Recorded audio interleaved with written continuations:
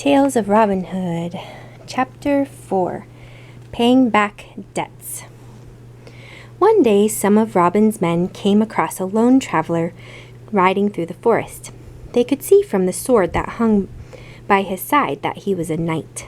But he was plodding along slowly with his head bowed, not strutting proudly as knights usually did.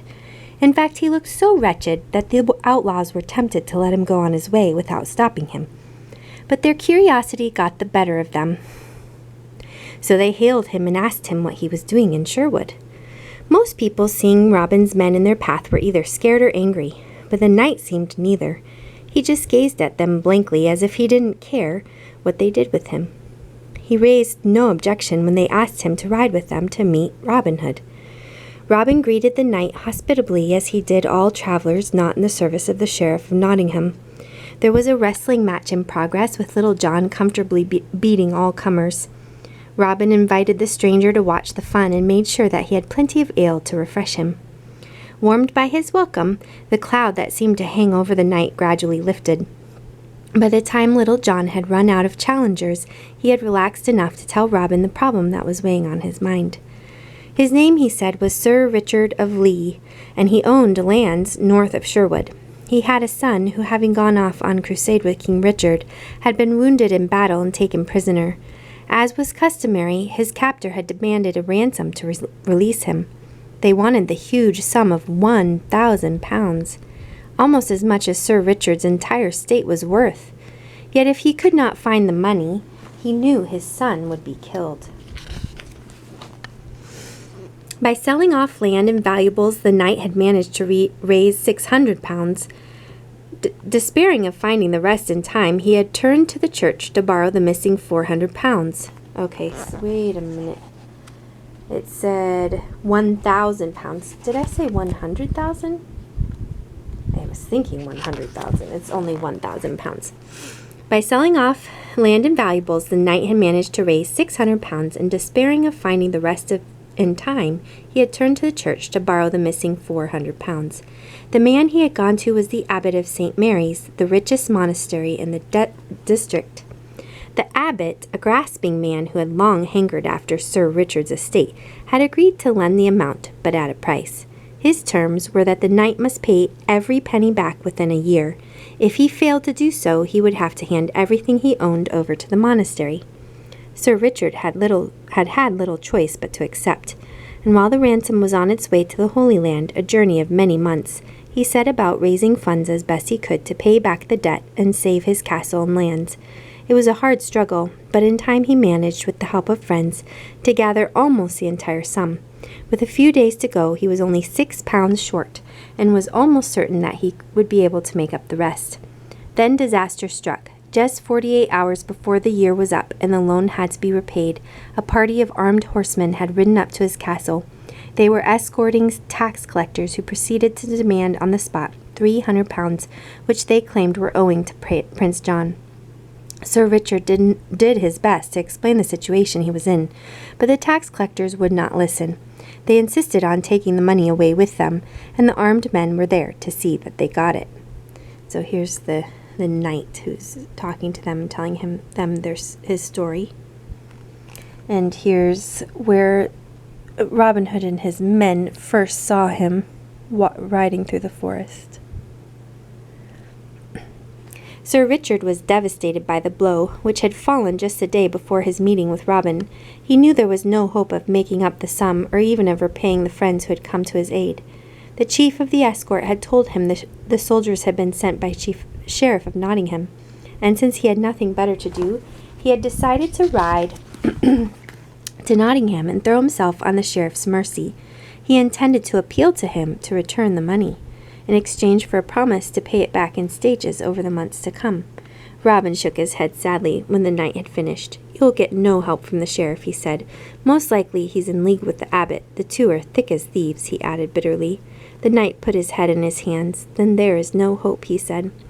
Robin sat thinking. He'd been touched by the story, for it wasn't long since he'd lost his own home to Guy of Gisborne. Suddenly he looked over to the knight, and there was a glimmer of hope in his eyes. "Have the tax collectors gone back to Nottingham yet?" he asked. I don't think so, the knight replied. They had one more call to make first. They were planning to go to Thorsby this morning. Thorsby?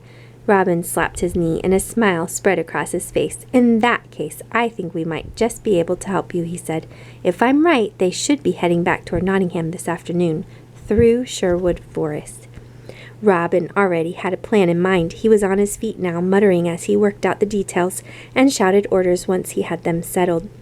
At his bidding, the whole camp sprang to life. Men snatched up weapons and ran for the horses. Meanwhile, at Robin's request, Will Scarlet headed for the cave where the stores were kept. There he found shovels, a large joint of meat, and reels of bowstring.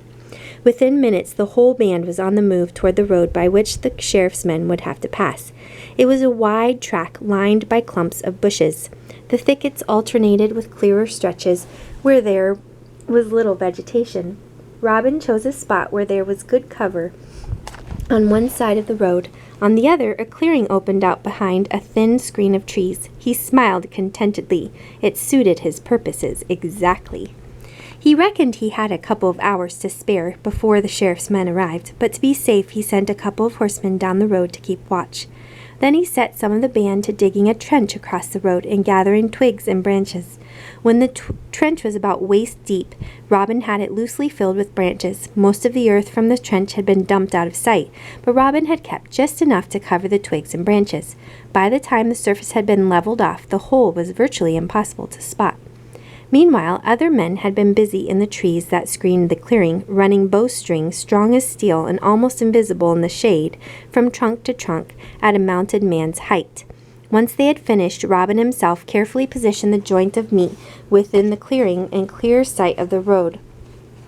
Now Robin told the outlaws to take cover.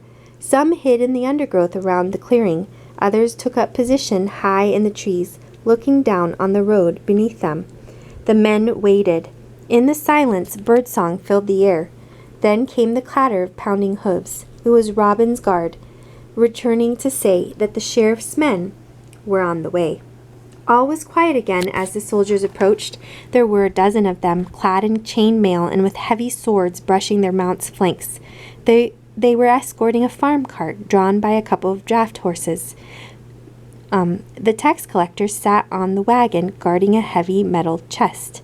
Suddenly there was a shout from one of the soldiers. He had spotted a lone figure in Lincoln green, crouching in the glade. The man was hacking at the meat with a hunting knife. His bow and arrow lay by his side. "Poacher!" the leader of the escort shouted to his men. "Seize him!" The soldiers in front of the wagon peeled away to ride the lawbreaker down. The crouching man leapt to his feet and ran off into the wood, but his pursuers didn't get far. As they charged through the screen of trees, the bowstring stretched between the trunks caught them and sent them tumbling like bowling pins. Robin's men swarmed out of their hiding places and attacked them as they floundered on the forest floor.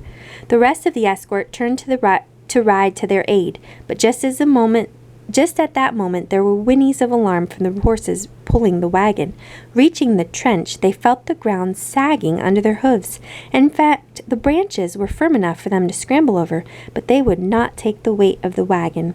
The front wheels sank up to the axle, bringing the whole convoy to a shuddering halt. So here's a picture of the wagon getting stuck in the hole, and the horses kind of pulling but not being able to do anything. And here's the fight going on back here.